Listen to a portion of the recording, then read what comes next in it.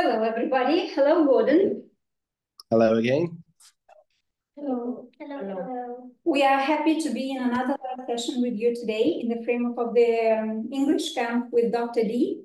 And today we have decided to talk about another book, which is Don Quixote.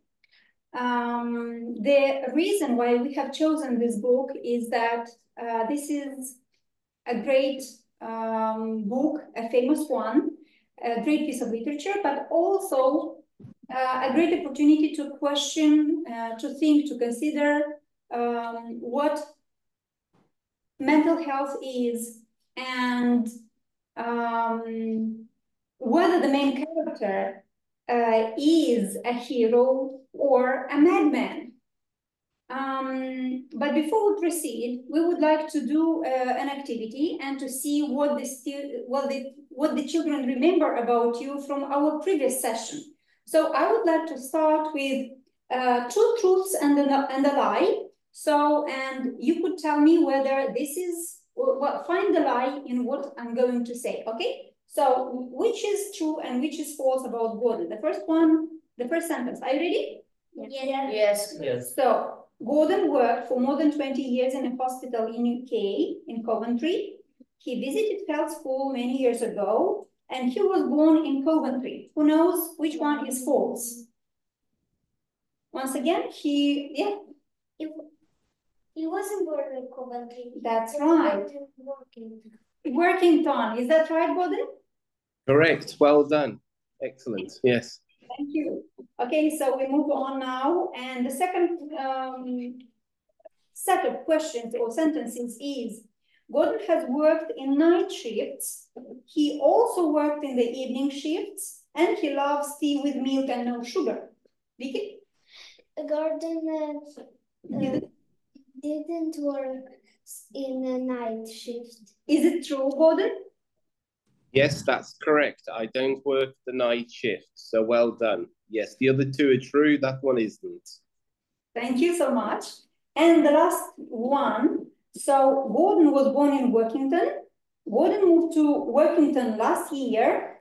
Gordon moved to Serbia last year, and he enjoys his lifestyle in the mountains. Which one is false? Yes? He didn't move to Workington last year. He moved to Serbia last year. That's right. So bravo to our pupils. Okay, Gordon. So we challenged our participants to see what they remember from the previous time. And today, once again, we would like to start the activity with a debate. We have split the participants into two teams. The girls will represent the heroes team, and the boys will represent which team? Madman. And that is the title, the name of the teams comes from the question of the debate. Is Don Quixote a hero or is he a madman? All right, so are you ready to start? Yes. Okay, so I will be the moderator and we will take turns. So, let's start our debate with a discussion of and discuss whether Don Quixote is a hero or a madman. Let's start with the hero team. So please tell me why Don Quixote is a hero. Why Don Quixote is a hero? The first speaker number one. Don Quixote is brave, fights for justice and helps people. He wants to make the world better. This is what heroes do. Okay, so we found the argument that Don Quixote is a hero. He is brave, okay, and he fights for justice. Thank you. Well, and now the team Madman. What's your main argument? Why Don Quixote is a madman? The first speaker? Don Quixote sees things that are not real. He thinks that windmills are giants, and he's not connected with reality. This is a sign of madness. Thank you. And now, Team Hero, what is your response to their arguments? Don Quixote follows his dreams. He believes in good values like courage and honor. Yeah, he believes in good values, right? Yes. In good values like courage and honor. Okay. Heroes has big dreams too. All right. So that's why Don Quixote is a hero. He follows his dream, and heroes have big dreams. All right.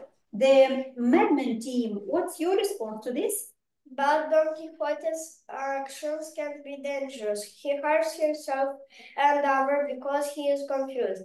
Heroes should not cause harm. That's an interesting point. Well, heroes team, what's your argument? Don Quixote inspires. Sancho Panza, his friend, learns about kindness and bravery from him. Heroes inspire us. All right. And the Madman team, what's your final argument in this respect? Don Quixote's mind is not clear. He lives in a fantasy world. Heroes need to understand reality to make good decisions. Thank you, both teams. Now let's summarize once again.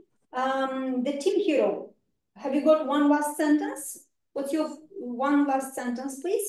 Don Quixote is a hero because is it brave, follow his dreams and interesting other. All right, so he follows his dreams, all right. And Madman team, have you got one last sentence? I think Don Quixote is a madman because he sees things that are not real, and his actions can be dangerous.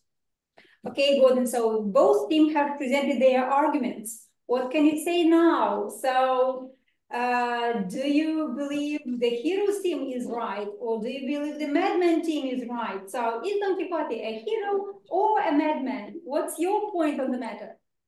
What's your take on the matter? Well, it's an interesting debate, and it was interesting to hear both points of view. And it's an interesting book, but I have to confess, I haven't read it all for a long time, so I only remember bits from the story. But I guess there could be arguments for both, really, and depending on your point of view. Yes, he appears to have some what we call non-reality based ideas, but also he seems to want to do good at times, even if it is based on those non-reality ideas. So in terms of if he's a madman, again, this is a very debatable word, whether somebody who's different and maybe unique through history and in different cultures has been interpreted as what they call a madman. So the debate was very interesting. So I can see both points of view. Okay, thank you. And now, imagine you are one of these heroes, either Sancho Panza or Don Quixote. So if you were to write a diary, like, what was your day life? What would you write in your diary? So could you visualize, or could you tell us, imagine you have to write a diary, what would you write? Who is the character, first of all, and what would you write in that diary? So I'm from what I can recall about the two characters, that I can see that, of course, Don Quixote, he has some very unusual ideas. Very often he's what we call grandiose. So he has real self-importance. But there are many people in life who don't have a mental illness who have these thoughts and these ways of thinking. But the only time it becomes a problem in life, if it affects others or if it affects somebody's health and their safety, if they're managing to go through life, then sometimes we just see them as very different and very unique people. I can see that his friend Sancho is very supportive of him, and he recognizes that there's something different about his friend Don Quixote. But in some ways, most of the time, he still wants to believe him and he still wants to support him, although he's a bit nervous, if I can say that, about his unusual ideas. So they seem to have a very unique relationship where they're supporting each other, and at times they seem to be both sharing the same ideas. I see. And still, if you were to write a diary, like a creative, imaginary exercise, so which of these two characters would you choose? I would probably choose Don Quixote because he's very interesting. His ideas are very interesting, and he's very grandiose, and he's very optimistic, and he's very positive, and his intentions seem to be always good, and he's future orientated and wants to help others. So for me, he's one of the more interesting characters out of the two. Okay, so I think that is the main reason also why dreamers are seen as optimistic and positive people. They can visualize, they can see their future, they can set goals, right?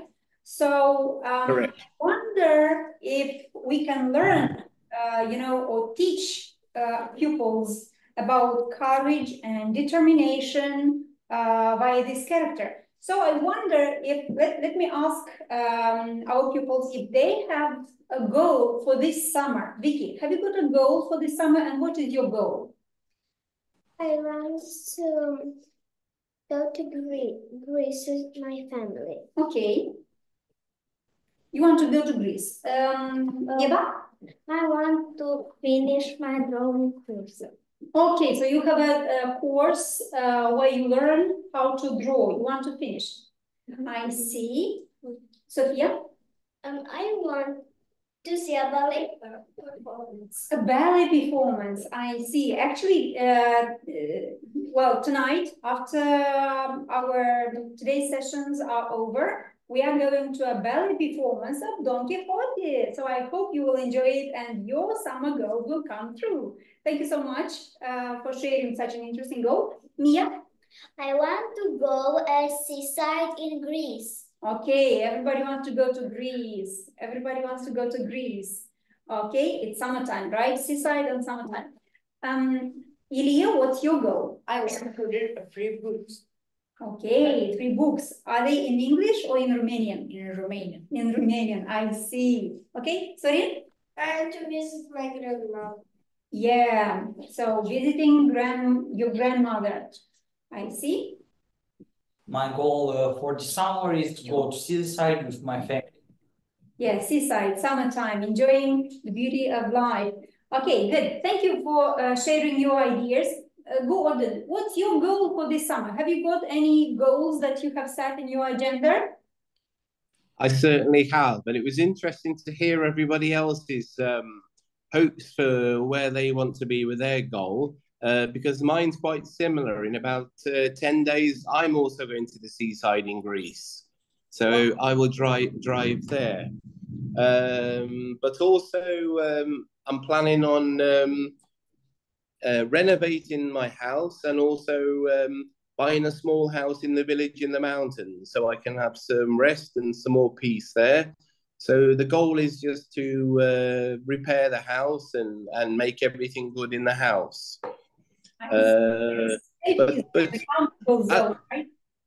But just to say, while we're on the subject of mental health, it's very important to always have a goal and something to hope for. Always to have something hoped for is very important to life and something to aim for. So it's good to hear that everybody's got something that they're looking forward to or they're aspiring to. I see. So things that are valuable to us make us happy. Thank you so much. Okay. All right. So learning from Don Quixote, we can make one step forward and ask our students maybe What are your action plans? What do you need to do in order to follow your dreams and actually achieve these goals? Vicky, what could you do, or what would you have to do in order to achieve your goal? So going to Greece, right? Yes. Choose an island and book accommodation. Book accommodation. Okay. Plan a trip. Our trip. Yeah, planning your trip with the family. I see. Sophia, what's your goal? And what are your action plans? Have you managed to write them down? Okay. My action plans are that I need to buy a ticket and I need to take care of my belongings. Oh, I see. Taking care of your belongings. So I don't forget them and lose them. All right, so you don't forget them. I see. Because it's not about pickpocketing at the theater, right? So it's simply not forgetting, not losing them. I see. Thank you so much for sharing. Ili, have you got an action plan on how to read 3 books?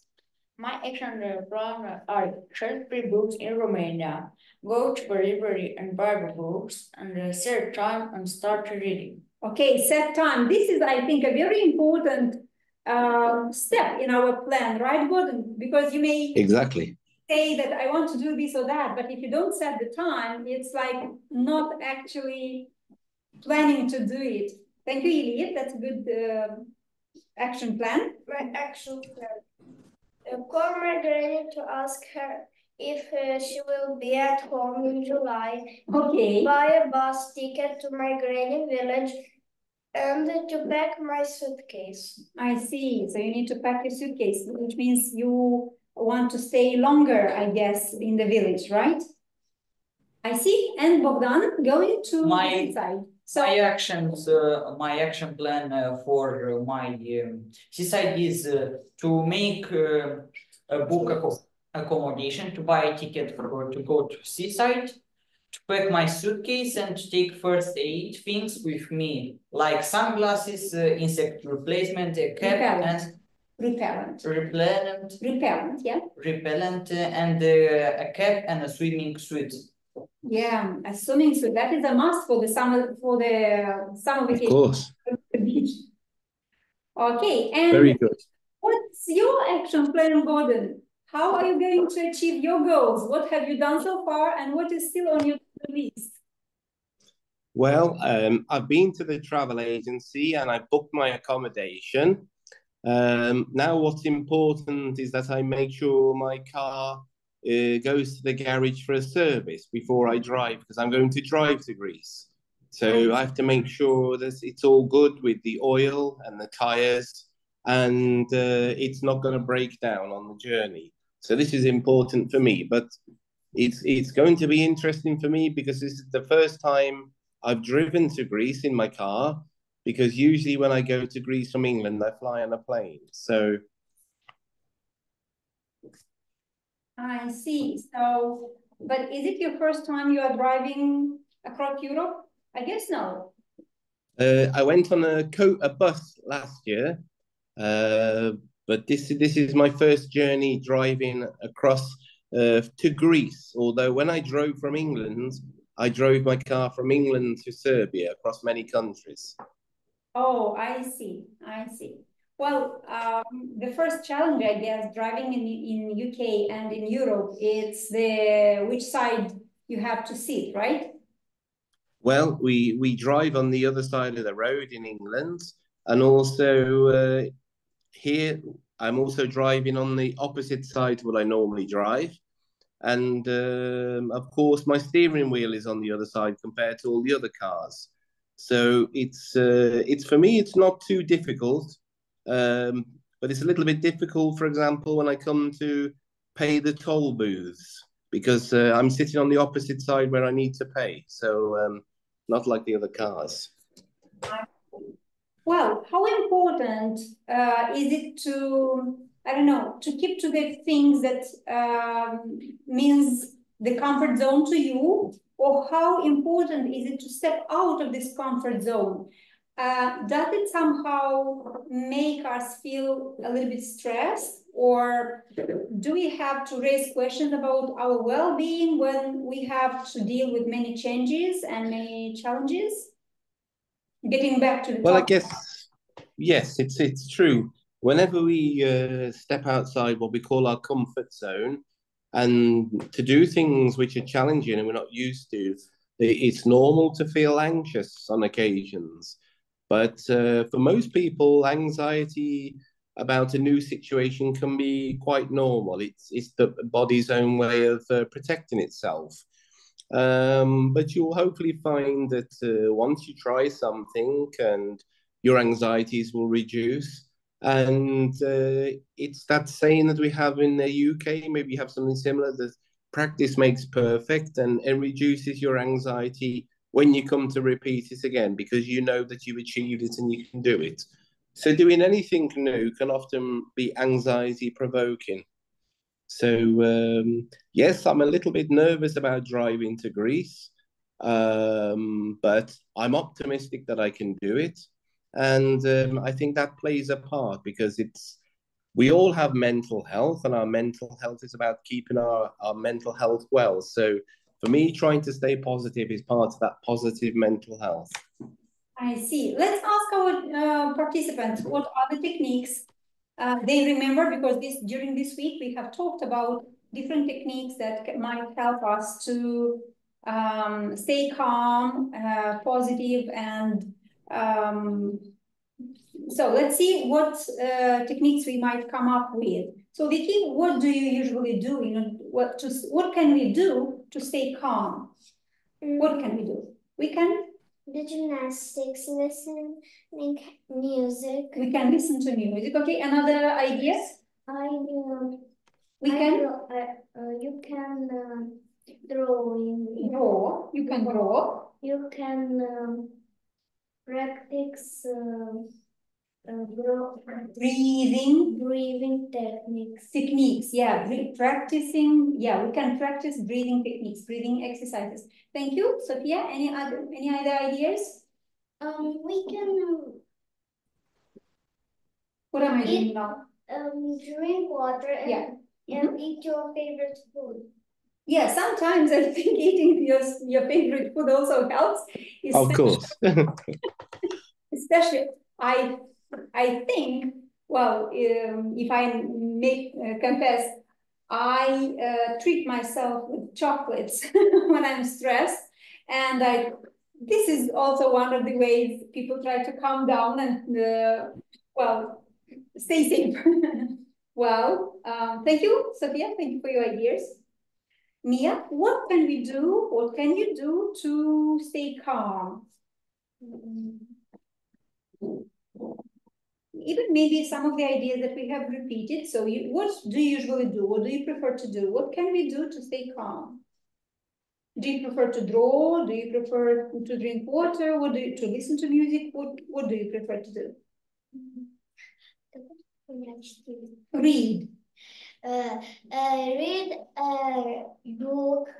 Okay, you read a book. Yeah. So reading quietly in our comfort zone, yeah, it makes us feel good. Okay. Do yoga.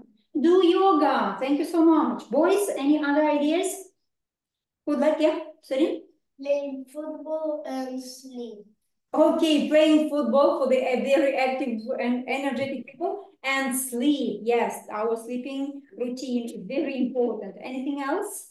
My idea are that you can sleep or listen to your favorite music and or drink a nice tea. And or you can chamomile, right? Chamomile or maybe dark tea. Dark tea. Okay, you prefer the dark tea. I see. Or you can read your favorite books in your comfort zone. I see, in your comfort zone. Gordon, what are your favorite techniques to stay calm or to relax? Okay, well, they were all interesting and they were all very good techniques, I have to say. But I do a lot of those things everybody said. But I suppose for me, sometimes what's really helped is maybe just going for a walk. and that can help. But yes, very much like everybody else has said, it's about reading and maybe listening to some music, and also sometimes talking to other people or just being in the company of others can also help as well, or visiting somebody and just spending time with them. Right, yeah, you are right. Talking to people, getting the support from your dear ones, your friends, spending time with friends and family. All right, so I think basically these are the main ideas that we wanted to discuss. I wonder how much time we've got left. So, but unfortunately, I can't see it on the screen. So, if you could recommend, I don't know, any other books or resources, or what other exercises do doctors recommend to children to stay concentrated or to just read for, about well-being? Okay, I guess, like I said, I think we've discussed most of them. It's about finding what works for you, really. And for some people, that might be reading. For some people, it might just be listening to some music or spending time with friends. So it's helping other people understand what can help them when they're feeling anxious or they're feeling stressed, what's helped them in the past. So if they ever have that feeling, that situation again, then you know that what's worked for you before should hopefully work for you again. Because everybody's unique and everybody's different. But it sounds like there's a lot of similar things that people are saying, which they all do, such as the reading and also listening to the music. So these seem to be the popular ones as well. So I think that those are kind of the answers that we give to people, really. But as I said before, just maybe if you feel like you're getting increasingly anxious or increasingly stressed, then sometimes people might find that spending time alone is helpful. Other people might find that going to spend time with family and friends and either just spending time with them or spending time talking with them about your feelings sometimes can help. So these are some of the things that we would share with people. Okay, thank you so much. So I think basically this is the end of our today's session. We would like to thank you once again for taking the time and sharing your time with us. And hope to see you in another session, giving us the chance to talk to you, to a native speaker, and also discussing the same things, the same topics, the books that we have read, and enjoying this opportunity to talk to native speakers. Thank you so much. That's okay, and it was nice to meet you all again. And I wish you all the good luck with your English studying. And let's hope it improves. I know it definitely will with a great teacher like Daniela. So, all right, I'll let you all go. And thank you again for meeting you all. And thank you for today inviting me. Thank you. Okay. Thank you. Bye-bye now. Have a nice Bye-bye. day. Thank you so much. Have a nice Thank day. you. Bye-bye. Bye. Bye-bye. Bye-bye. Bye-bye. So.